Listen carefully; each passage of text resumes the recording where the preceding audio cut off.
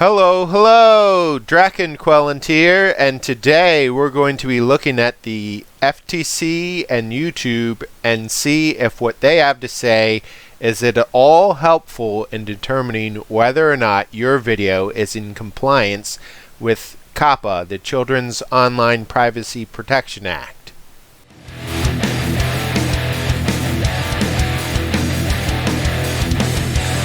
Before I go any further, I need to acknowledge that I am not a lawyer. I am not able to be held responsible for what you choose to do with your channel or how you label your videos. First, let's take a look at what YouTube has to say. On the 4th of September 2019, they issued an announcement saying, "Today we've announced important steps we're going to take to help us better protect data on kids' content on YouTube."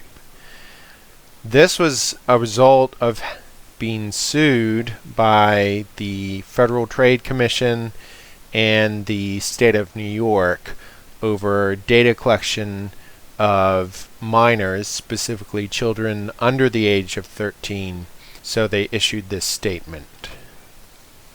On the 6th of September, YouTube issued several updates to this announcement, including letting content creators know that they could still monetize their content, but they would not be able to be receiving personalized ads. But as we know from YouTubers, such as Official Nerd Cubed, who in 2018 lost 80% of his ad revenue by being blocked from the official recommended videos feed, and Eric Parker, who in 2019 volunteered to shut off his personalized ads to see what kind of effect this would have on his revenue, and he experienced an 84% drop, and the online journal Tube Filter, which asked its readers to disable personalized ads as a test to see what they would experience over a few-day period, and they received the feedback that YouTubers typically received 60 to 90% less revenue as a result of having personalized ads disabled. This is not a working solution. YouTube content creators would be suffering and are suffering when personalized ads are disabled. YouTube also said that if content creators were creating content not specifically made for kids, but for a general audience, which is super confusing because when you're talking about movies and videos and film, general audience means all ages, but what YouTube means is PG-13 plus. PG-13 meaning you have to be 13 years of age or older to see a particular film or video, or older. So according to YouTube, this general audience or not made for kids specifically content should be fine because you're not targeting kids with your video. And then it urges you to go ahead and check out what the FTC has to say about this. And then the other post says that marking my video not made for kids, does that mean that it's only suitable for adults? And then it goes on to say that if you mark your video for adult audiences, it'll be for an 18 plus age bracket. And as we know from past experience, this means that you're going to be not recommended, you're not going to have personalized ads run on it, you're not going to be featured, and so your revenue is going to go down. So there again, we're left with a situation as described by Chad Tronick, where there's this magic window. You can't do content for kids 12 and under because that's targeting children, and that violates COPPA. but at the same time, you cannot do content exclusively for an adult audience, 18 plus, because that's not advertiser friendly. So you have to hit this magical window of ages 13 to, he says 14, but really 13 to 17-year-olds. And that is pretty vague and super difficult to construct. YouTube then released a series of updates on this topic, the most recent being November the 22nd, where they titled this update as Determining If Your Content is Made for Kids. And they begin this section with a caveat saying they can't legally suggest anything to you. They can just provide information from the FTC. And the first section, according to the FTC's guidance on COPPA, a video is child-directed, i.e. made for kids, if children are the primary audience base, based on factors, or B, children are not the primary audience, but the video is still directed towards a child based on factors below. B makes this very difficult and very dangerous. And these subjects or factors are the subject matter of the video. Is it educational content, such as that for preschoolers or young children? Is the video directed towards a child audience, or children or are actually in the audience of a video? Related to that, are there child actors or models? Are there celebrities, characters, toys that would appeal to children? Again, this is vague because what appeals to a particular child varies from child to child. Including animated characters or cartoons. Again, very vague. There's a wide variety of animated characters and cartoon types. Whether the language of the video is intended for children to understand, by which, again, is vague, but my assumption of this, and you know what they say when you assume things, but simplified language. Language that can be understood by children. Whether the video includes activities that appeal to children, again, that's going to vary from child to child. But they give some examples as play acting, simple songs, games, or early educational content. Whether the video includes songs, stories, or poems for children, and any other information that you may have to help determine your video audience, like empirical evidence of the video's audience.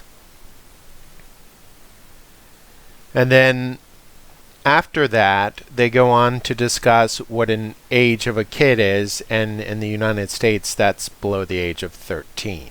So they're differentiating between minors, which goes from age 0 to 17, and kid, which apparently goes from 0 to 12. And then they have this subsection, well, what if my video is applicable to a wide audience but not specifically aimed at kids? And then they say, as the creator, you're going to know your content best. However, you, the creator, are not going to be evaluating this content. A YouTube bot and the FTC are. If you intend to reach a kid audience, it is likely your video is made for kids. If you're not sure who your audience is, then you need to take a firm look at the features of your video. Does it have actors, characters, activities, games, songs, or stories that a kid might be attracted to? If so, then your video it may be directed at kids. And that's the problem. Kids may be attracted to something that wasn't intended for them. The key is to balance all of the COPPA specified factors that apply to this analysis. For example, the fact that a kid is featured in a video doesn't necessarily mean that video is for children.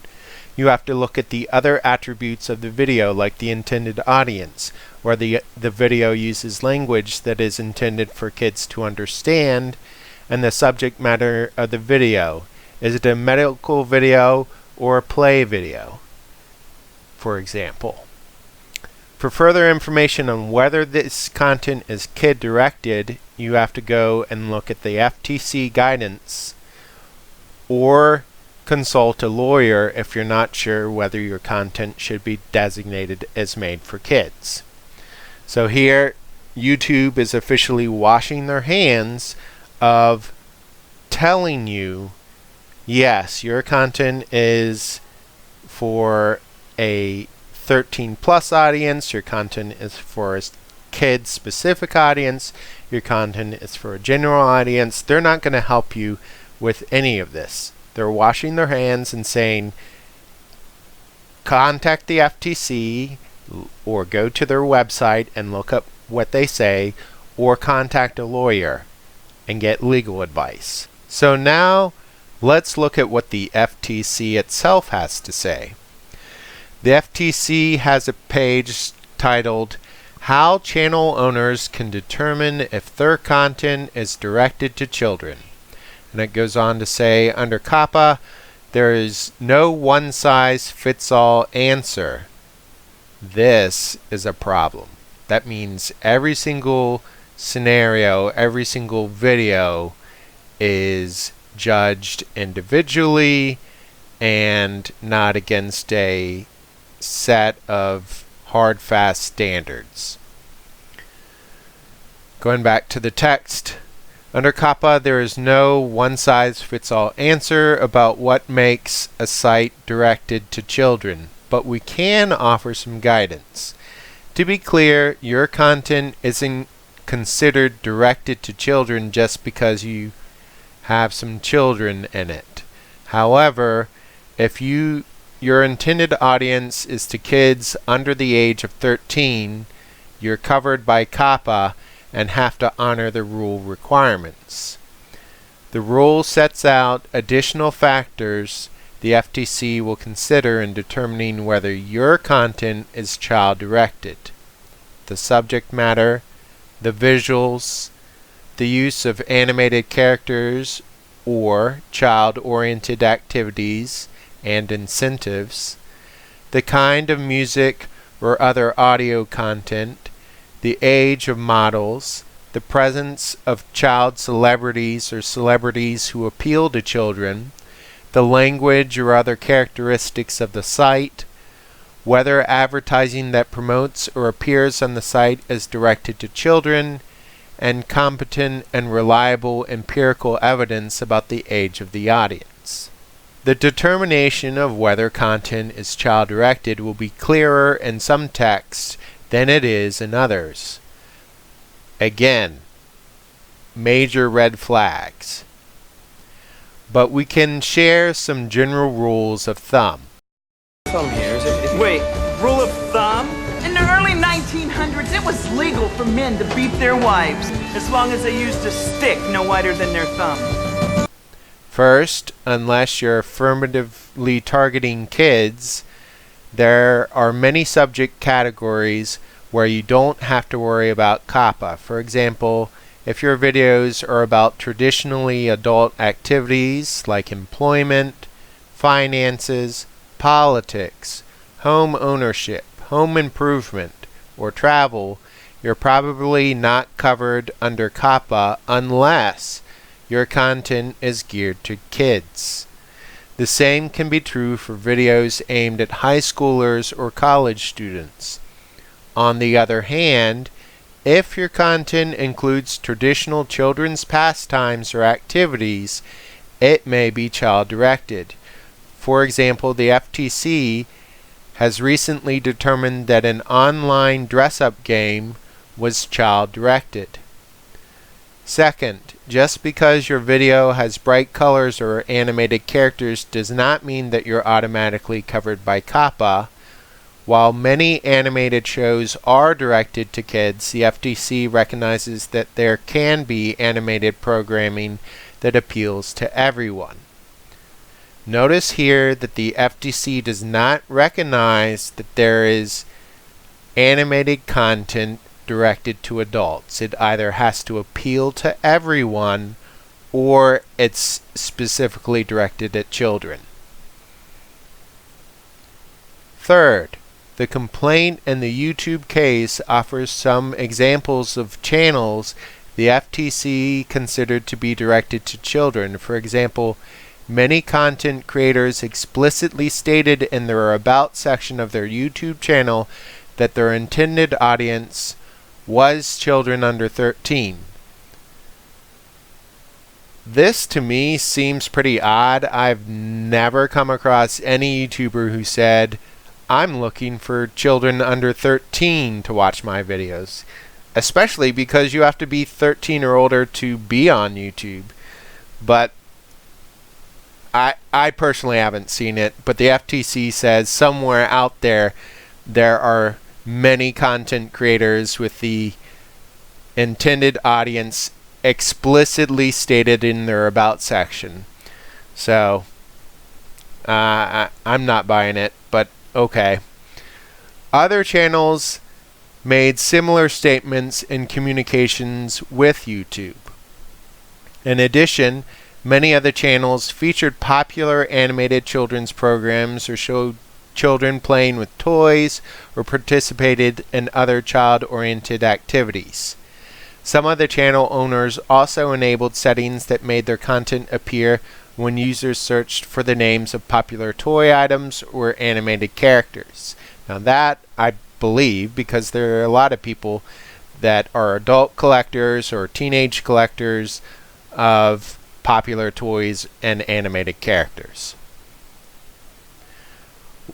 Want to see the FTC's analysis in context? You need to read pages 10 to 14 of the YouTube complaint. Finally, if you've applied the factors listed in the COPPA rule and still wonder, is my content directed to children? It might help to consider how others view your content and content similar to yours. Has your channel been reviewed on sites that evaluate content for kids? Again, red flags. What other websites do is out of the content creator's control, and yet that is exactly what the FTC is going to use to determine whether or not your content is created for children. Or channels like yours.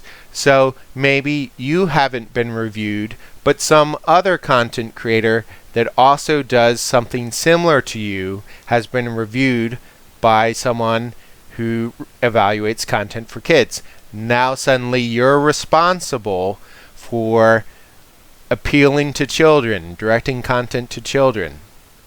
This is super dangerous. Whether you've been mentioned in blogs for parents of young children, again, this is out of the control of the YouTuber, the content creator. This is in the control of the parent who wrote that blog. Or in media articles or journals about child-directed content. This is just nonsense. How can a YouTuber be responsible for what someone else does with their content? Have you surveyed your users, or is there other empirical evidence about the age of your audience? Again, this is dangerous because YouTube does not allow you until you've reached a certain threshold and become a YouTube partner to see any of this data. YouTube has the data, but you, the YouTuber, do not. So again, you might be held responsible for something that you have no evidence of, but the FTC and YouTube do.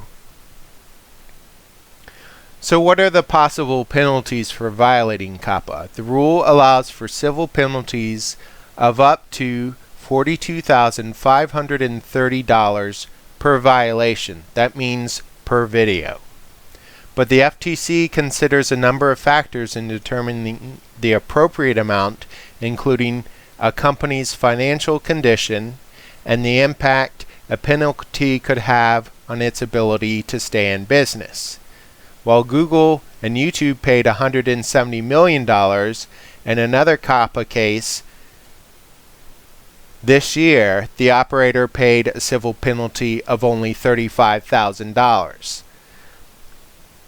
I'm sure for most YouTubers, $35,000 or $42,530 or $170 million is going to be outrageous. It will put them out of business. This is a very, very serious problem, and neither the FTC nor YouTube is being genuinely honest or explicit about what exactly will get you into trouble regarding the COPPA law. So when you read the injunction against Google and YouTube, you find out some really interesting things. For example, did you know that there is a rating system for every single channel and every single video that goes up on YouTube? That's something that you cannot easily find. I've tried searching for it in the help section at YouTube. It's either not there or it's not apparent. Anyhow, this rating system is as follows: Y for ages 0 to 7, G for any age, PG for ages 10 plus. Note the difference between PG at Google and YouTube versus PG when it comes to the rest of the film and video world. PG there means parental guidance, meaning you have to have a parent in order to gain entrance or gain access to this content. Teen, 13 plus, which is the equivalent to PG-13. MA, mature audience, 16 plus, which again is different from the rest of the film and video game world, where mature audience generally is a 17-year-old or if not 17, an 18-year-old. And then they have an X category for 18 plus, which is kind of equivalent to the NC-17. What becomes immediately apparent from this rating system is that fully half of the ratings are for minor children under the age of 13. That is, children who fall under the COPPA law and who are not supposed to be on the YouTube platform proper, but are only supposed to be on the YouTube Kids platform. One particularly damning section against YouTube and Google is the section titled YouTube and Kids.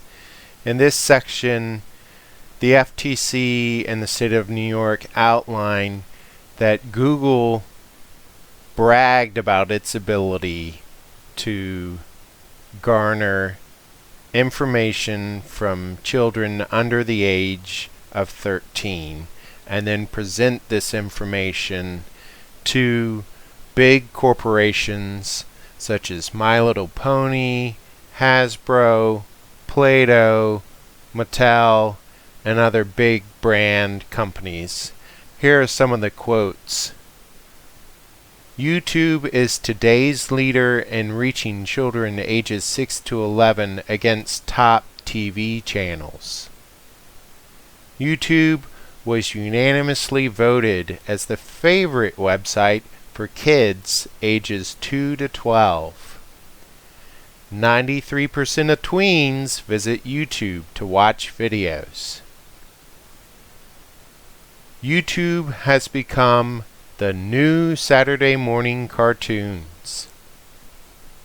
YouTube is the #1 website regularly visited by kids. YouTube is the #1 source where children discover new toys and games. Then, to rub salt into the eyes of YouTube content creators who are to pay for this fiasco, and children and their parents who had their data taken without consent, and the FTC and State of New York who are filing suit against Google at this particular time. They said repeatedly that even though they're the favorite website for kids ages 2 to 12, they don't have to comply with COPPA. They said that in email exchanges. Not once, but multiple exchanges. They don't have to comply with COPPA. And that is why the FTC is coming down hard on them back in September, and hard against YouTube content creators today. Okay, let's get into some of the nitty-gritty. The Funko Pop Heroes Batman number 71 vinyl figure. Is this a kid's toy? Is this a teen toy? Is this an adult collectible? Is this a general audience figure? What is this? I think you're going to find that that's very subjective. I personally know kids who collect them, teens who collect them, adults who collect them. Continuing the Batman theme, can an individual pick out which are the cheap $11 and $16 action figures and which are the $50 to $100 collectible figures? Can a layman at the FTC do that? Without knowledge? I doubt. And that is a problem, because there are toys that are geared towards kids, and there are collectibles that are geared towards older children and adults. And the FTC, flipping through thousands of videos in a day, are not going to say, oh yeah, that's a kid toy. Oh no, that's an adult collectible. They're not going to distinguish things that way. They're just going to flat out say, oh, it's Batman, it's cool, it's a kid thing. And that is A, unfair, and B, just mind-boggling, because no kid is going to spend $100 on a Batman figurine. That's something an adult would do, or maybe an older teen. Alright, let's switch gears over to Lego. Can the layman over at the FTC pick out which is a $13 car, which is a $50 car, which is a $25 car, which is a $350 car? Are they going to be able to do that? Probably not. Again, this is a case of it's Lego, Lego's a toy, therefore it's for kids, even though no kid is going to pay $350 to buy a Lego Bugatti set. That's something an older teen or an adult would do, not a young child. And what about Akira, the Japanese cartoon? Is it made for kids? There are certainly action figures for it. There are also 1/6 scale model bikes that you can purchase. The action figures will run you anywhere from $19 to a couple $100. The bike at 1/6 scale costs you well over $600. And then there's the content of the cartoon itself. Remember how there are no adult cartoons according to the FTC? Well, look at this and tell me, is this meant for kids or general audiences, which include children?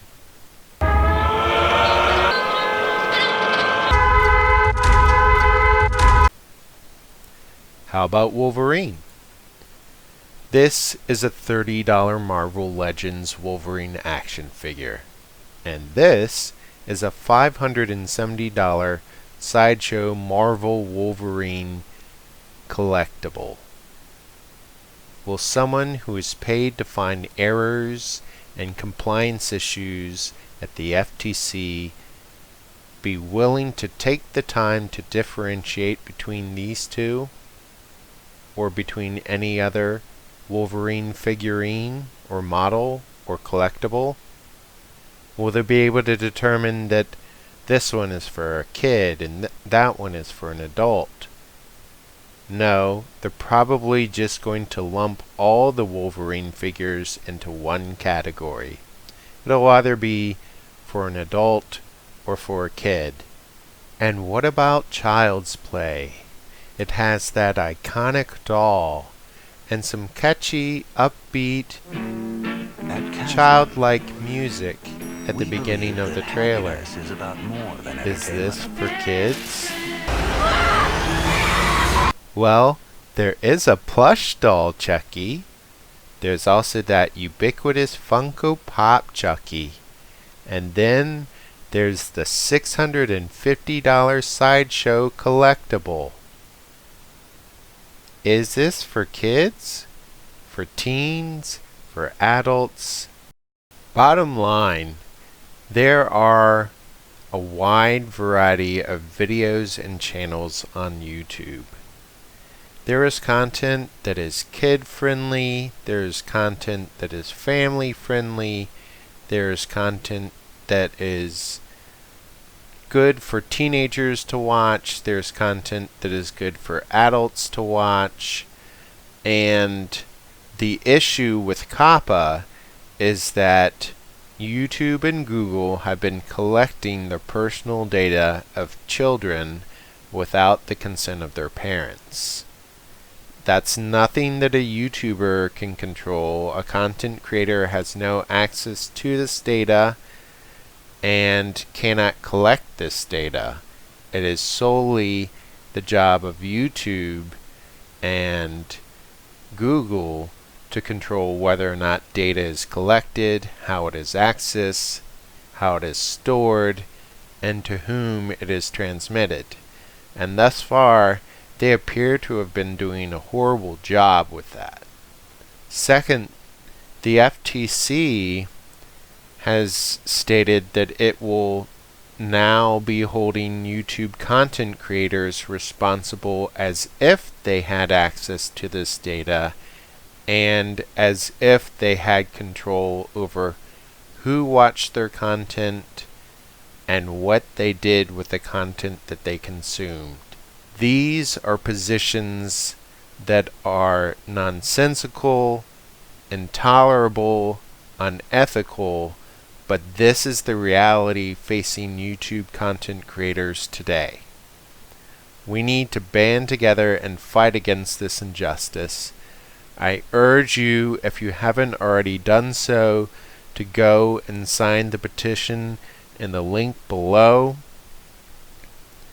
and to speak out civilly, politely on the FTC website explaining why this affects you, either as a viewer or as a YouTuber, and why this is not something that you want to see go forward and be enacted January 1st, 2020. Take care, and don't forget to slay the dragon.